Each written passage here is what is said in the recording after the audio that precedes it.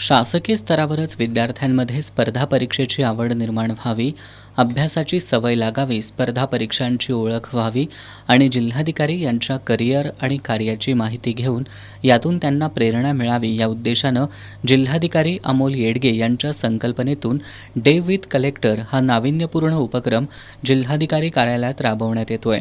या उपक्रमांतर्गत निवड केलेल्या एका विद्यार्थ्यासोबत दर महिन्याच्या तिसऱ्या सोमवारी सकाळी 11 ते सायंकाळी 5 या वेळेत जिल्हाधिकारी संवाद साधत असतात। उत्सुक, प्रज्ञावंत आणि विशेष मुलांना जिल्हाधिकाऱ्यांसोबत संवाद साधण्याची संधी उपलब्ध होतीये।